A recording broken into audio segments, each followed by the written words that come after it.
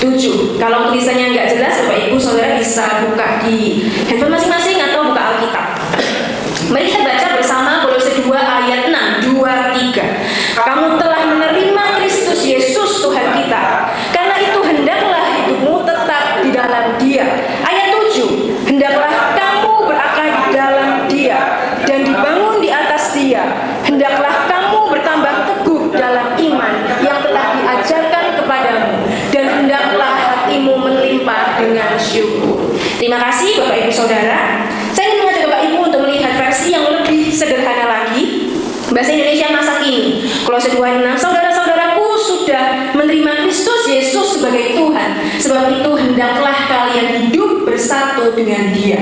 Ayat yang ke-7, dan berakar di dalam Dia, hendaklah kalian membangun hidupmu dengan Kristus sebagai dasarnya. Hendaklah kalian makin percaya kepada Kristus menurut apa yang sudah diajarkan kepadamu, dan hendaklah hatimu meluap-luap dengan ucapan terima kasih. Bapak Ibu Saudara, seringkali kita sebagai orang-orang yang percaya sama Tuhan menampilkan diri dari luar. Kelihatannya rajin ke gereja setiap hari Minggu, setiap kegiatan yang diadakan di gereja selalu rutin ikut. Tapi ketika ada masalah datang, ketika ada pergumulan, kesulitan, entah apapun itu, kadang-kadang kita menjadi goyah. Kadang-kadang kita mundur dari Tuhan. Kadang-kadang kita kecewa dari Tuhan. Dan kita perlu lihat, apakah betul kita berakar di dalam Tuhan? Apakah betul saat ini kita bertumbuh di dalam Yesus Kristus atau tidak?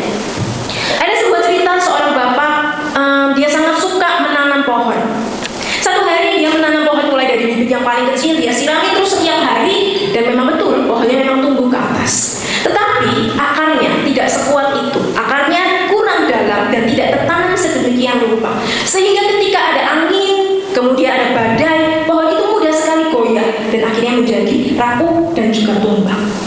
Dan seringkali itu menjadi ilustrasi, menjadi yang kita alami setiap hari sebagai orang percaya yang bertumbuh dan berakar dalam Kristus. Kolose 2 ayat 6-7. Kolose ditulis oleh Rasul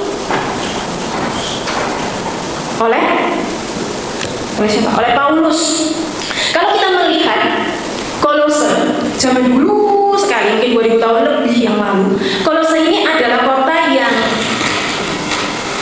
sangat terkenal, cukup terkenal, kota yang dilalui oleh perdagangan antara timur dan juga barat, sehingga dia cukup besar.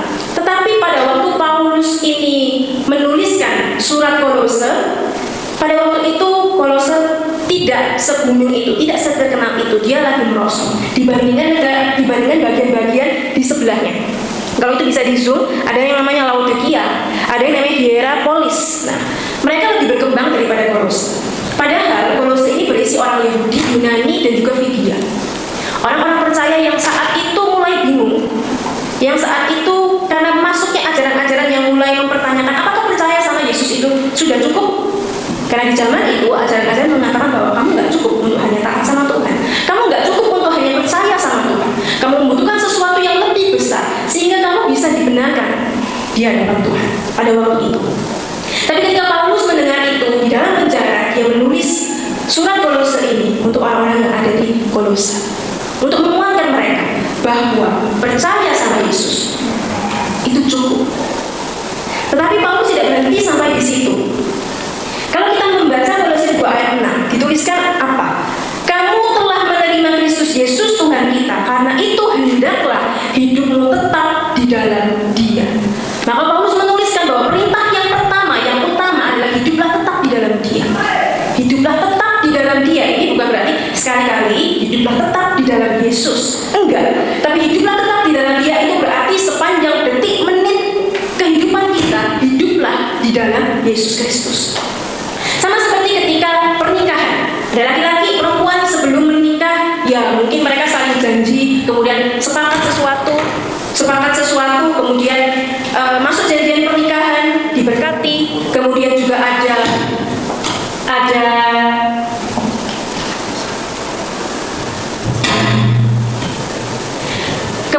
ada pemberkatan. Nah, tapi setelah pesta diberkati, ternyata mereka tidak tinggal dalam satu rumah. Ternyata mereka tidak pernah berkomunikasi. Ternyata mereka tidak pernah berrelasi. Apakah kehidupan pernikahan itu bisa dikatakan kehidupan pernikahan yang hidup? Enggak. Sama seperti kita bilang hidup, dalam Tuhan.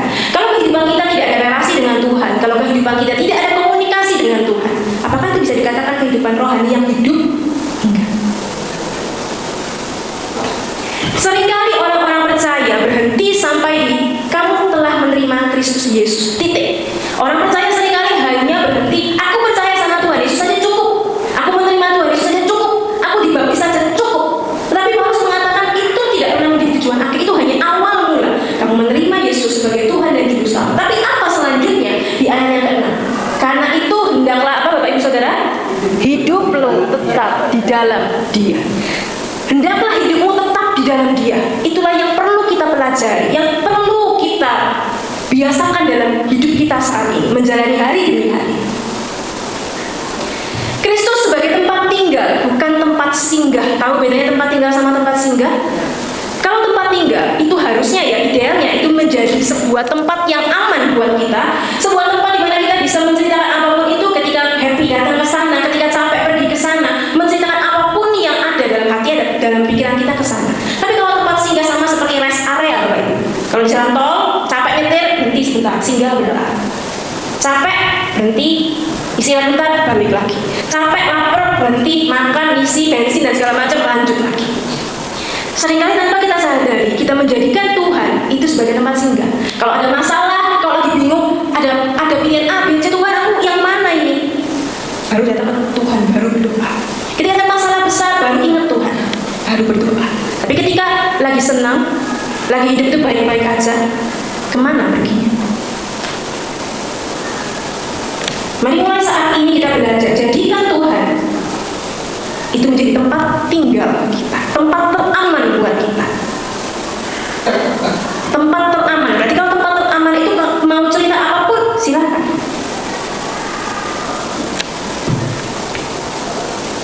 Paulus tidak berhenti sampai hendaklah hidupmu tetap di dalam Dia. Tapi ayat yang ke-7, ini adalah kondisi yang pertama. Ketika kita hidup tetap di dalam Yesus Kristus, yang pertama adalah berakar.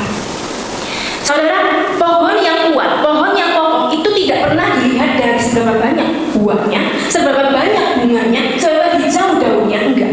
Tetapi pohon yang kuat, pohon yang kokoh itu selalu dilihat dari seberapa dalam akar itu, seberapa kokoh akar itu, seberapa kuat akar itu. Tapi pohon yang berakar itu, apakah pohon itu bisa memunculkan akarnya sendiri? Dia butuh benih bijinya itu ditanam kan? Sama orang yang mau nanam pohon itu disiram, akarnya belum keluar. Maka sebagai orang percaya, kita juga tidak bisa berakar dengan sendirinya. Kenapa? Karena sebetulnya yang membuat kita bisa berakar, bisa hidup di dalam Dia, itu Dia Yesus Kristus sendiri. Itu bukan karena usaha kita, tapi itu adalah usaha, itu adalah cara Tuhan supaya kita itu tetap di dalam Dia, bisa tetap di dalam Dia. Tapi namanya manusia, meskipun awalnya itu bermula dari Tuhan, kita selalu diberi kebebasan untuk memilih. Kita diberi tanggung jawab untuk memilih, kamu pilih yang mana? Kamu stay di situ, kamu tetap di situ, atau kamu mau mencabut dirimu dari sumber, dari Allah. Ada seorang bapak, dia lagi ingin tanam pohon mangga. Dia ingin pohon itu supaya bertumbuh, jadi dia beli biji yang paling bagus, yang paling mahal, tanah yang paling subur, sudah memilih pot-pot yang besar, kemudian dia tanam, dia siram. Kemudian dia lihat hari pertama, kayaknya aku butuh mengganti pot ini ke pot yang lebih besar, supaya nanti ketika pohon ini tambah besar, dia punya space yang lebih besar lagi. Dia pindahkan lagi ke pot satunya.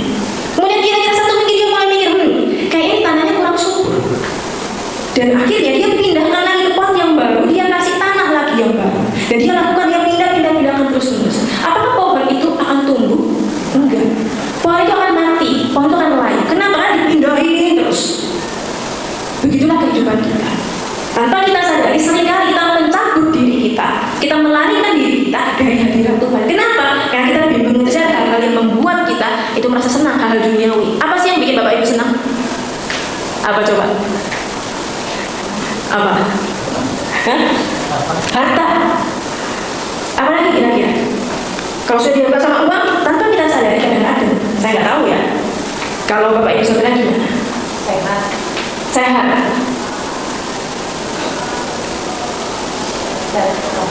Sehat rohani. Akar itu adalah fondasi hidup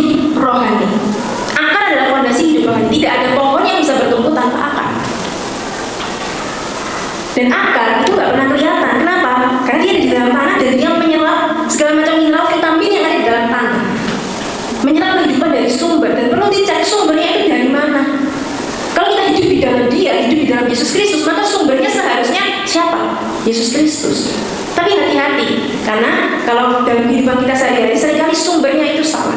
Akarnya itu bukan akar yang sehat, tapi akar kepahitan, kebencian, iri hati, kecewa, luka-luka di masa lalu. Itu yang ada di bawah, itu berakar, tumbuh ke bawah terus sampai dewasa, sampai tua. Hati-hati dengan akar yang salah, hati-hati dengan sumber kehidupan yang salah. Kenapa? Karena akar itu sangat penting, itu menentukan apakah kita sebagai orang-orang yang kita sering bilang aku percaya sama Tuhan, apakah kita kuat kalau ada badai kehidupan, apakah kita tangguh, apakah kita kokoh ketika kita dikasih banyak sekali pergumulan, mau itu tentang anak, mau itu tentang pasangan, tentang pekerjaan, tentang pertemanan, tentang perekonomian, finansial mungkin. Atau mungkin sudah rajin pelayanan, ikut ke gereja, kegiatan apapun itu, tapi tiba-tiba sakit, tiba-tiba dikasih situasi yang tidak enak. Nah, bagaimana kita belajar untuk setia dalam iman percaya bersama dengan Tuhan Yesus? Yang kedua adalah dibangun di atas Dia.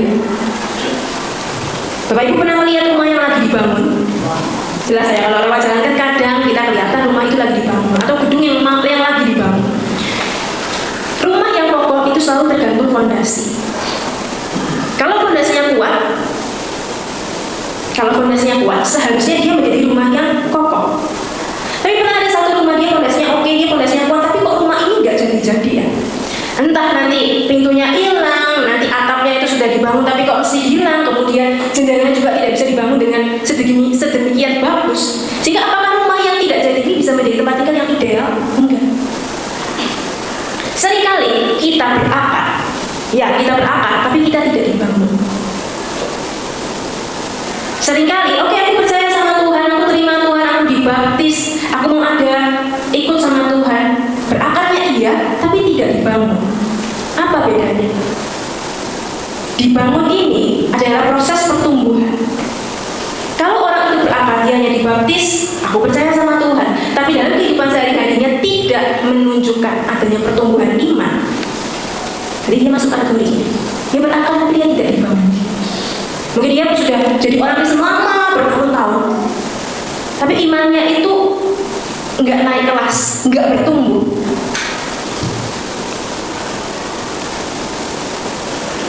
Rumah yang dibangun tidak akan bisa jadi dengan sendirinya. Dia butuh tukang bangunan, dia butuh arsitektur untuk membangun. Begitu juga dengan diri kita. Bagaimana manusia bisa membangun imannya sendiri kalau itu bukan karena Tuhan?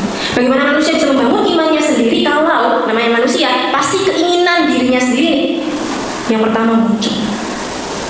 Sehingga dibangun di atas Dia itu sebetulnya juga yang membangun siapa? Tuhan. Dan proses dibangun itu nggak pernah instan. Itu kan berlangsung sangat lama, bisa bertahun-tahun, bahkan mungkin doa sampai kita mungkin lupa sama doanya, baru bersama sama Tuhan. Dan itu adalah proses yang sangat menyakitkan. Bukan hasil yang instan, tapi adalah proses bagaimana kita belajar setia, kita belajar taat kepada Tuhan.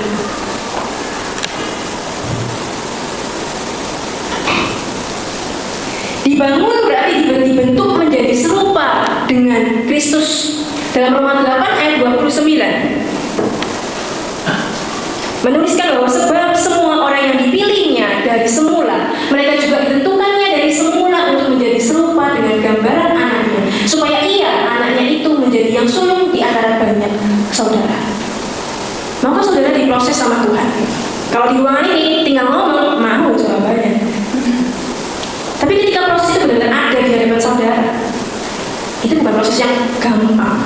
Kalau tinggal ngomong kayak gini gampang, tapi yang menjalaninya itu sulit, yang bukan main. Maka dalam kehidupan ini kita nggak bisa mengandalkan kekuatan kita sendiri. Kita perlu Tuhan untuk selalu pegang tangan kita, menggandeng kita, menuntun kita, menyertai setiap pilihan hidup kita, supaya apa yang kita pilih, apa yang kita lakukan itu sesuai dengan apa yang Tuhan mau. Kita perlu cek kehidupan rohani kita saat ini. Apakah saat ini kita sedang dibangun atau kita mandek? Apakah kita sedang bertumbuh atau kita stagnan, berhenti sampai di situ? Kita perlu melihat masing-masing kehidupan rohani kita setiap hari. Apakah lagi proses atau benar-benar berhenti, atau malah mundur, atau malah kita menghindari hadirat Tuhan karena mungkin kehidupan sudah enak, nyaman, aku nggak butuh Tuhan. Kondisi yang berikutnya, yang ketiga adalah bertambah teguh dalam iman. Bertambah teguh dalam iman. Ini berarti bertambah kokoh, bertambah kuat di dalam iman kita kepada Tuhan. Sama seperti pernah melihat bangunan yang diguncang gempa?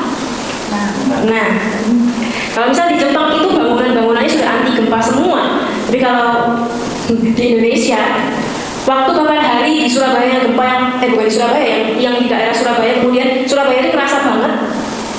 Itu ada bangunan-bangunan yang sudah hampir roboh, ada juga yang sudah roboh, ada juga yang cuma goyang kanan kiri.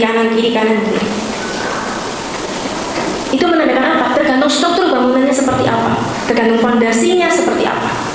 Bertambah teguh dalam iman, itu berarti lagi-lagi kita sendiri nggak bisa meneguhkan diri kita sendiri, tapi kita perlu mengizinkan Tuhan untuk meneguhkan iman kita, untuk memperkokoh iman kita. Sama seperti kalau mau punya badan yang bagus, otot, berolahraga misalnya untuk bangun otot, nggak enak kan? Harus treadmill, harus angkat beban, angkat barbel, itu menyakitkan kan? Tapi otot itu akan menjadi kuat. Begitu juga dengan iman. Kalau nggak ada masalah, kalau nggak ada pergumulan, apakah iman kita bisa bertumbuh? Karena kalau bilang manusia, kalau dikasih kenyamanan, dikasih zona nyaman, ya sudah, di situ-situ aja. Tapi ketika dikasih masalah yang mungkin bahkan nggak pernah kepikiran, nggak pernah membayangkan itu di luar kemampuanku, di luar kekuatanku, seringkali namanya manusia, dia akan cari sesuatu yang lebih besar dari dia, atau dia berpaling dari Tuhan. Nah, di situ kita belajar untuk tetap setia di dalam iman percaya kepada Tuhan. Iman yang teguh bukan berarti tanpa keraguan. Iman yang teguh bukan berarti tanpa keraguan. Dalam proses pertumbuhan iman, keraguan itu pernah ada, kecemasan itu pernah ada, kebingungan itu juga pernah ada. Bagaimana ketika Musa dipanggil Tuhan?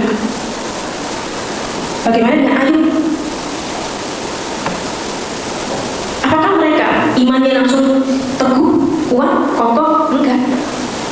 Tapi karena hal-hal percobaan-percobaan itu yang membuat iman mereka semakin kokoh, semakin distabilkan, semakin tidak gampang untuk diombang-ambingkan, tidak gampang goyah. Dan sumber keteguhan yang paling penting adalah pengajaran yang benar. Pengajaran benar dapat didapatkan dari mana? Dari Yesus Kristus.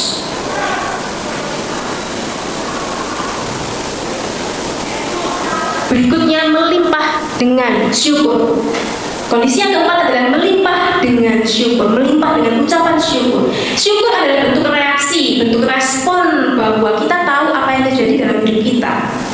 Hal-hal yang kita terima, itu sebenarnya kita nggak layak untuk menerima itu. Tapi karena Tuhan memberikan itu secara cuma-cuma. Paulus mengatakan bahwa seharusnya seseorang yang hidup di dalam Yesus Kristus berakar, dibangun, kemudian imannya semakin kuat, respon, reaksinya terhadap lingkungan, terhadap hal yang terjadi dalam hidupnya adalah dia mampu bersyukur. Bersyukur itu gak gampang. Ketika hidup gak sesuai dengan apa yang kita mau, hidup gak sesuai dengan apa yang kita harapkan. Bahkan bersyukur itu ada terapinya, namanya gratitude terapi. Gratitude terapi. Bahkan untuk orang-orang tertentu bersyukur aja itu harus diajarin. Bersyukur saja itu harus diajarin. Kenapa? Karena seringkali kalau kita dihadapkan pada peristiwa yang tidak menyenangkan, kita lebih mudah melihat hal itu dari hal-hal yang negatif. Lebih mudah melihat hal yang jelek daripada hal yang bagus, bukan?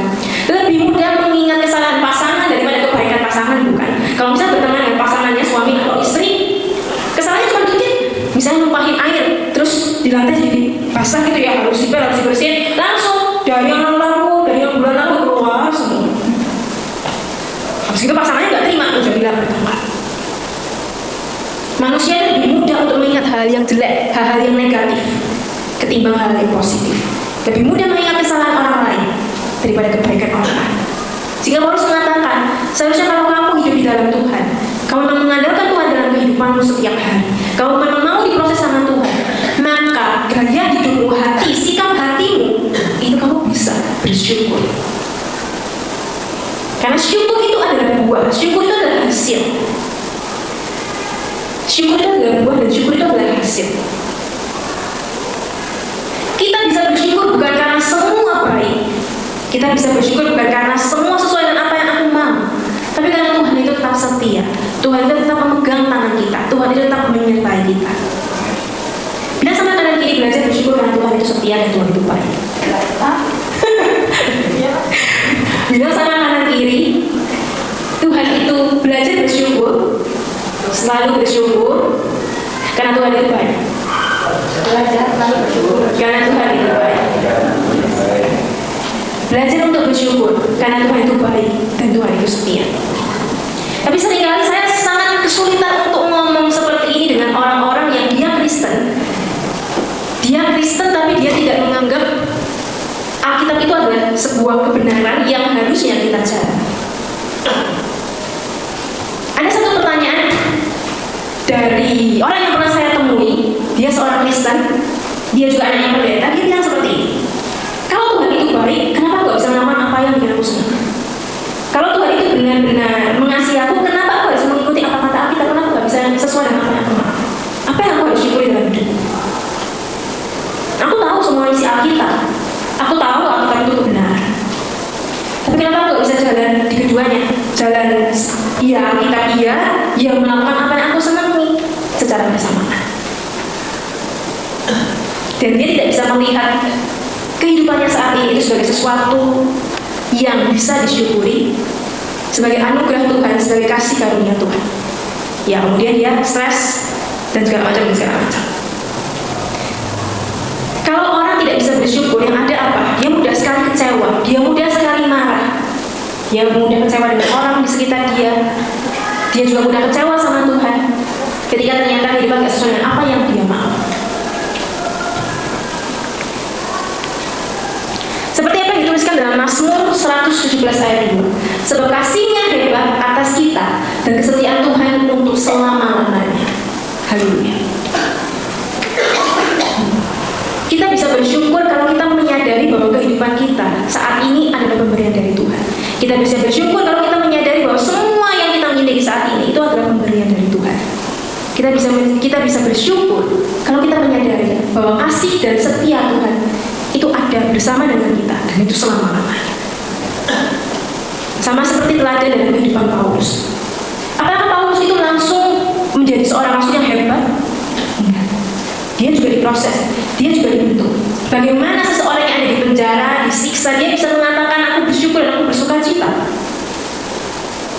Kalau bukan itu karena Tuhan, kalau itu bukan penghiburan dari Tuhan.